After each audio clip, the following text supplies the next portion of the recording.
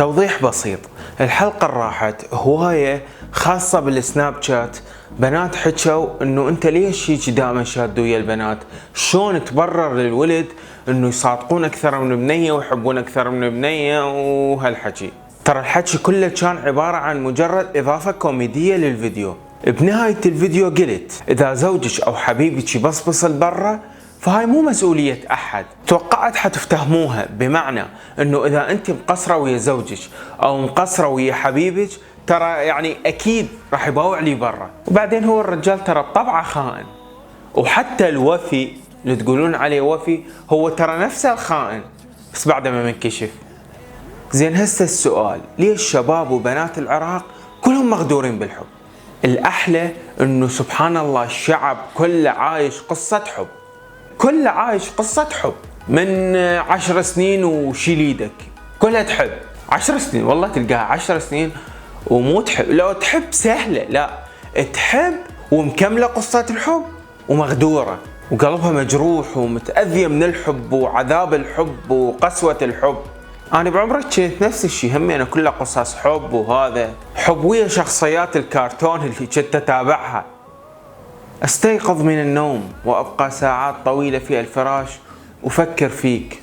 زين تفكرين بي لو تفكرين باللي سويتي بالفراش؟ جرب فوت على أغنية حزينة باليوتيوب، تشوف الكومنتات جوا عبارة عن محل أبو بواري، أكو ربع إنش نص إنش، هذني مختصات بحب الفيسبوك، هذا اللي بدأ وانتهى وانعاش بمدة أقصاها أسبوع. وأكو إنش إنشين، هذا اللي زحف كتل نفسه مرغ روحه بالتراب وآخر شيء تقول له أنت مثل أخويا. سربرايز ماذر مداك. واكو طبعا هذا العريض اللي يجي ما يخابط، يحبها وقصة حب وعشق ودنيا وسنين مو يوم ويومين، وبالاخير اهلي غصبوني والله لازم اتزوج. والكومنتات اللي بالفيديو قصة ثانية، تلقى واحد كاتب لي جوا رقمه للمجروحين فقط. ادريش مضمد. اخ يا محمود من يوم عفتني وانا كني الدود. يا سارة يلي حبك شوى قلبي واحترق بناره. اخ يا ابتهال من يوم عفتيني واني بطني سهال. ما تلقى واحد يحكي لك قصة حب تستمتع بيها، لا لازم نهايتها نعال.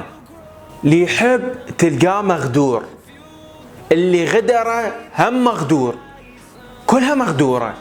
منو الخائن منو المخيون منو هذا ما تعرف. زين ليش؟ شنو السبب؟ السبب هو انه اني احب بنية، البنية اللي احبها ما تحبني، تحب غير واحد اللي هو لابسها ما معبرها، بس يحب وحدة ثانية. هاي الوحدة الثانية اللي يحبها ما معبرته. ليش؟ لان تزحف على واحد ما معبرها، وهذا اللي ما معبرها مو بحالها، لان بحال بنية دا يركض وراها وماكو نتيجة، والدا يركض وراها ماكو نتيجة، هم بين دا تركض ورا واحد بدون نتيجة.